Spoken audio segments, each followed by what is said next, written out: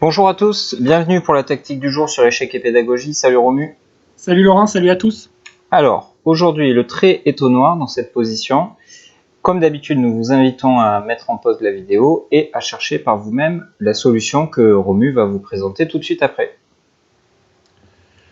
Alors, effectivement, le trait est au noir et les noirs sont à l'attaque dans cette position. On voit déjà que les rocs sont opposés, donc ce qui promet une lutte sans merci. Mais dans cette lutte, les noirs sont en avance. Alors pourquoi je dis qu'ils sont en avance? Parce que leurs pièces sont bien plus, postées bien plus agressivement que les blancs. On voit notamment la tour en C8 qui fait face au roi en C1. La tour en D8 également est postée sur la colonne ouverte et peut avoir son mot à dire. Le cavalier en B4 est aux avant-postes, avec un œil sur le pion A2, sur la case C2 et le fou D3. La dame en B6, elle aussi, est postée en face du roc blanc. Le fou en E6, lui aussi vise le pion en A2. Donc il n'y a que le cavalier en F6 qui est un peu loin des événements, mais qui assure au moins la protection de son propre roi, donc il a quand même un rôle intéressant. Et chez les blancs, tout le monde est mobilisé, mais pas de manière très harmonieuse. Je pense notamment à la dame en A4 qui est un peu loin du reste de son armée. Elle est un peu perdue sur l'aile dame, elle est un peu toute seule de son côté, alors que les autres pièces sont plutôt placées au centre. Les deux tours en E1 et D1, elles sont placées de manière correcte, sans plus, parce qu'il n'y a pas vraiment de menace derrière ce placement de pièces, mais en tout cas, elles sont mobilisées de manière logique. Le cavalier en F3, le cavalier en C3 bouche la colonne C et protège un peu le roi, et le fou en D3, lui aussi également, bouche la colonne D et défend notamment le pion C2.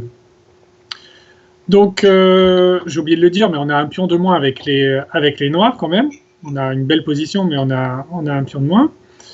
Et donc, on l'a bien compris, les noirs doivent essayer de s'en prendre à ce roi qui est un peu sous les feux des pièces noires et profiter donc de notre avance pas de développement, mais en tout cas d'avoir des pièces bien plus agressives que les pièces adverses.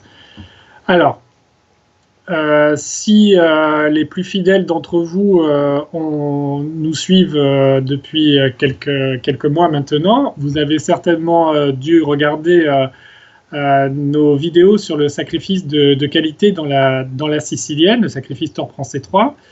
Et donc ceux qui ont vu la vidéo n'auront pas d'excuses pour avoir raté le coup qui a été joué dans la partie. Et bien sûr, c'est Tor prend C3 qui élimine donc le défenseur principal du roc blanc. Ouais, c'est vraiment thématique dans ces structures. Alors on ne sait pas si cette position est issue d'une sicilienne, mais en tout cas les contours font penser à une sicilienne. Il y a les rocs opposés, la colonne C est ouverte.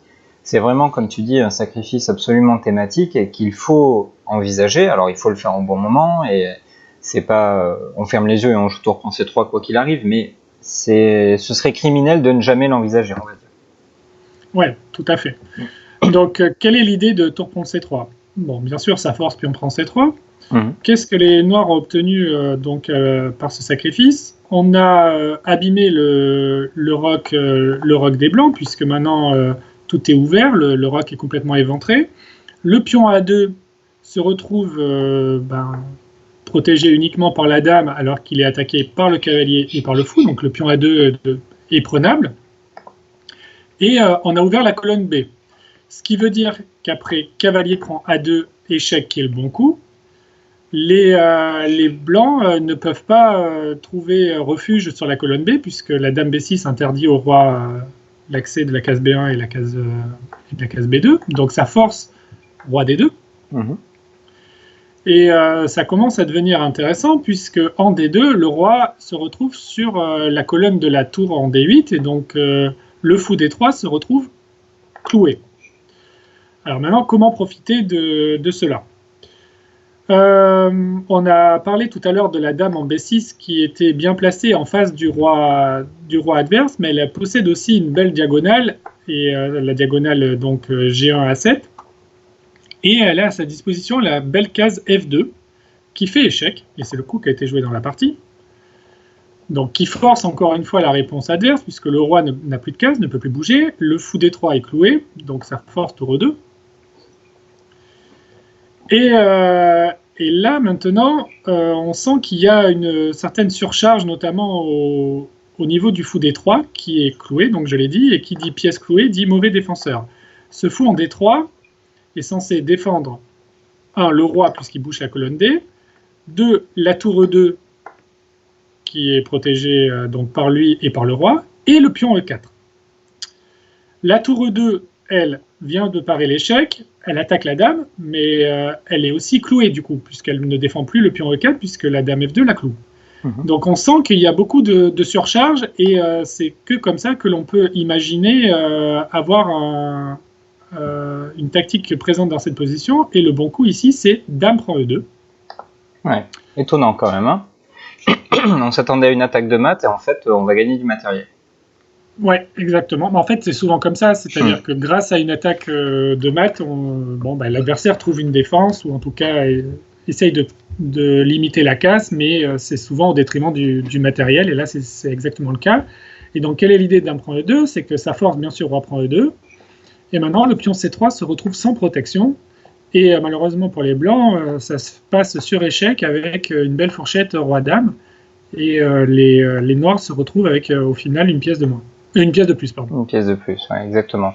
C'est-à-dire que la qualité qu'on a investie, puis la dame qu'on a sacrifiée en E2, ont été récupérées avec un retour sur investissement qui est quand même assez intéressant, puisque une pièce de plus et surtout aucun contre-jeu de l'adversaire, donc on est complètement gagnant. Donc c'était une attaque à la fois éclair, très chirurgicale, et surtout avec un effet dévastateur quasi immédiat. Donc une tactique finalement relativement simple, mais c'est le genre de tactique qu'il ne faut pas rater dans une partie, parce que si on est passé à côté de ça, peut-être que l'adversaire va pouvoir renforcer sa position et on a laissé passer notre chance tout simplement. Donc il faut être à l'affût de ce genre de tactique et vraiment ne pas les laisser passer, on va dire. Ouais, il faut sentir les moments où ça peut avoir lieu, ce genre de choses, et là on voyait bien que les pièces noires étaient parfaitement mobilisées pour attaquer, alors que les pièces blanches étaient un peu éparpillées, notamment la dame A4 qui était un peu loin, et avec des pièces aussi bien placées, il y a forcément quelque chose de décisif à trouver, et donc efforcez-vous d'envisager les coups qui attaquent directement le roi, et ça passe souvent par des sacrifices, comme ici le tour prend C3 archi thématique bien sûr, mais qu'il fallait évidemment avoir calculé avec précision jusqu'à la fin. Exactement. Eh bien, merci Romu pour ta présentation toujours aussi claire. On espère que vous avez apprécié cette vidéo. Si c'est le cas, n'hésitez pas à la liker, à la commenter éventuellement ou à la partager auprès de vos amis. N'oubliez pas non plus que vous pouvez nous faire parvenir vos propres tactiques, que vous les ayez jouées vous-même ou subies, ou peut-être même que vous vous êtes rendu compte après la partie qu'il y avait une occasion tactique et donc vous avez peut-être envie de partager avec notre communauté afin de partager vos expériences tout simplement, mais aussi de nous présenter des positions totalement inédites. Donc n'hésitez pas à nous envoyer ça par mail notamment. On vous dit à très vite sur notre chaîne. Au revoir, à bientôt.